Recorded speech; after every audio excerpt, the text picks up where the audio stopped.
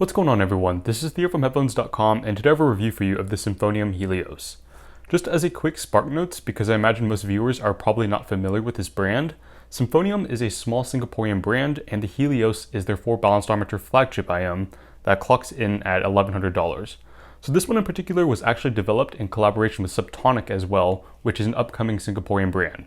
They definitely have some interesting stuff in the pipeline, so stay tuned for that in the future. That being said, I am currently on a US tour for the Helios, and the reason why I wanted to make a video on it is because I think it's pretty darn remarkable. In fact, I actually bought my own unit within 24 hours of listening to it, if that's any testament to how good I think it is. So yeah, with that being said, let's dive right into it. Okay, so let's go over what you're going to get in the box with the Helios, and there's really not much to it, so I'm hoping that we'll go through this pretty quickly. Starting with the case, it is a hockey puck style case made out of solid aluminum, and you can even see that it has a large size O-ring here so that it is waterproof. The only thing that I would really point out that I dislike about this case is that the machining on it, the threading, is not very great. So yeah, you can sort of hear that scraping noise, and I really do wish that they would have included lubricant or just lubricated it from the start. But yeah, other than that, pretty sweet case. Over here you have a placard with the serial number of the Helios. There's really not much else to it there. And then over here you have the ear tips. So you have 4 sets of Azel Sednet EarFit ear tips, and one of those sets comes pre-installed. And then you have 3 sets of their silicone, just standard silicone tips. Personally, I felt that the Azel Sedna tips, they had the best technical performance with the Helios, but they were just a little bit too sharp and there was literally too much air with them. So I personally found that the standard silicone tips were what worked best for me. Okay, then moving to the Helios itself, it sports a pretty plain design, honestly, and the thing that I think will surprise most people about it is just how large it is. You would definitely not guess that this is a 4-balanced armature IEM given how large it is. And when I asked about the sheer size of it, I was told that this is because they are using larger size capacitors and the tubing of the IEM itself, that is funneling the frequencies, is larger to sort of facilitate the treble extension that they wanted. So yeah, I think that the fit will definitely be the biggest point of contention for most prospective buyers of the Helios. And here you can see them in my ears, I'll put them in. And so yeah, you can see that they stick out quite a bit. And this is not helped by the fact that I just got my hair cut. So maybe if you have like a bird's nest of hair, it'll look a little bit better. But yeah, they stick out quite a bit. Personally, comfort isn't an issue for me, but I do know that some people have had issues with the wider diameter of the nozzle as well. Something else that you'll notice is that the cable itself does not have an ear guide. And the reason for this, I think, is because the IEM sticks out so much that these the wire sort of wraps around like the middle of your ear instead of neatly into the sort of that bend where your ear meets the head. And as far as I can tell, that's the reason why there's no ear wire. But you can of course swap out the stock cable later down the line if that's something you would like to do. It's just a standard 0.78mm one. Okay, so milquetoast fit aside, let's talk about the actual sound, which is quite honestly nothing short of fantastic, and the reason why I bought my own unit. The Helios follows pretty closely the Harman target up until the lower mid-range, and then at that point, when it comes to the peanut compensation in the treble regions, you can definitely tell that Symphonium and Subtonic have sort of deviated from the target, and for the better in my opinion. I will throw up the frequency response on screen, of course, so that you guys have a visual of what I am referring to. So starting from the bass, it is very much a sub-bass oriented curve. There's very, very little mid-bass. I want to say there's like almost 0 mid-bass on the Symphonium Helios, so it's all about that rumble, and it's emphasizing a high degree of cleanliness where the bass never ever bleeds into the mid-range. Now on the basis of technical performance, I have to say that this is really good balanced armature bass. Like if you told me that this was a hybrid, I would have probably believed it. And in fact, I think that Symphonium and Subtonic, they ran listener trials blind where they told the listeners that they were listening to a hybrid, and pretty much everyone bought it. So yeah, really good balanced armature bass. It actually slams a lot more than most balanced armatures that I've heard. Enough that I would probably put it up there with the U12T, which is no joke. It does sort of fall short, I think, in the sort of bass texture side of things. It's not quite as organic and as fluid as the U12T.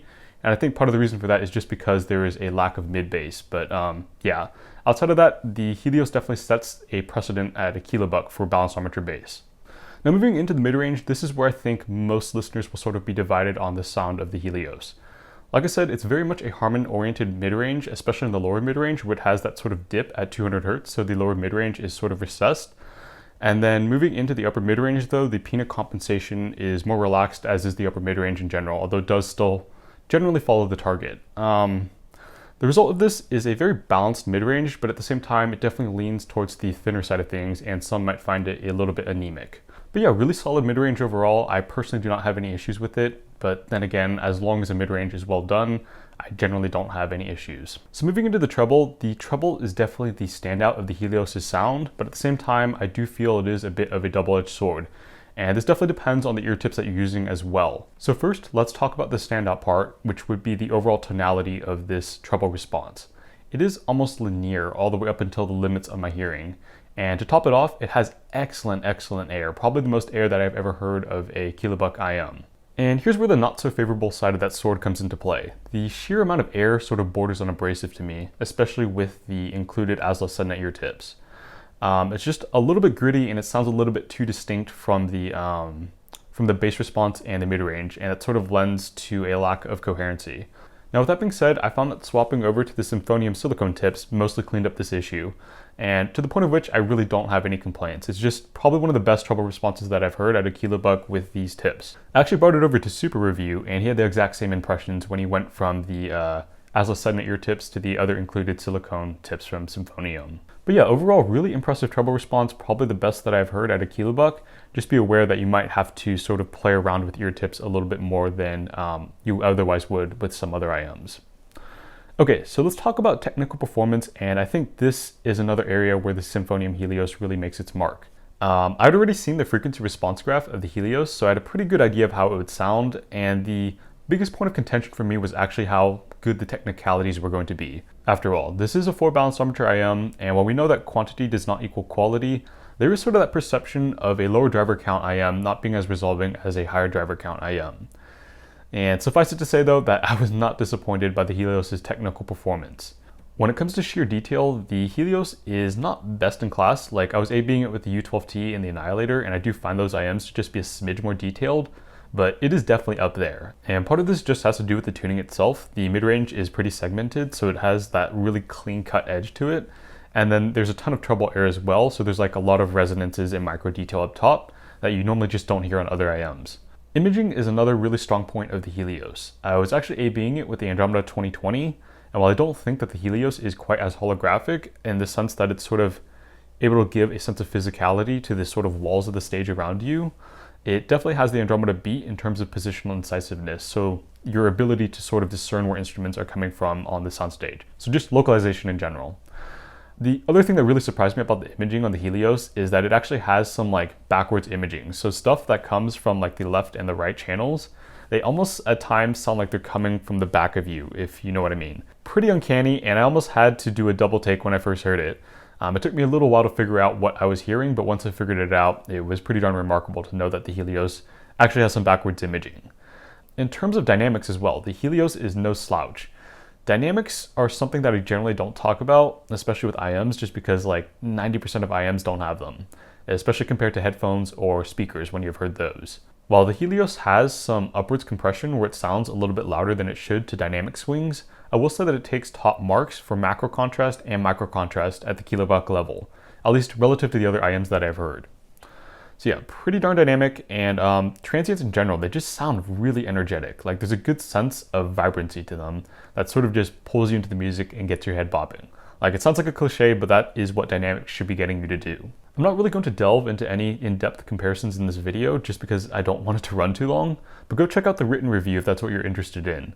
I'll have comparisons to a lot of the other Kilobuck heavy hitters like the IEM9, the Andro 2020, the S8, the Viento, the MEST Mark II, and a few others. So yeah, you can go check that out if that's what you're interested in, but I will say, at least in my opinion, the Helios comes out on top of all of them. So with that being said, I think it's about time that I do a wrap-up of my thoughts on the Helios. Just to keep things short, I will say that the Helios is probably the best Kilobuck IEM that I've heard on the market today. It is not far and away better than the other Kilobuck contenders, and I don't think it should be, otherwise it would cost much more, but it is better.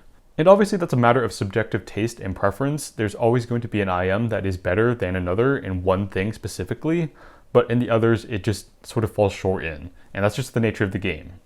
But as a whole, for the things that I personally index for, the Helios is at the top. I really have no qualms giving the Helios my recommendation on the basis of sound quality, and in fact I think the biggest point of contention for most people is going to be the fit. The fit alone is the reason why I would recommend demoing the Helios before you decide to purchase it. And really that goes for any IM, especially when we're talking about Kilobuck IMs. That's not chump change. But yeah, that's going to do it for this video review. Thanks so much for watching, and I'll catch you guys in the next one.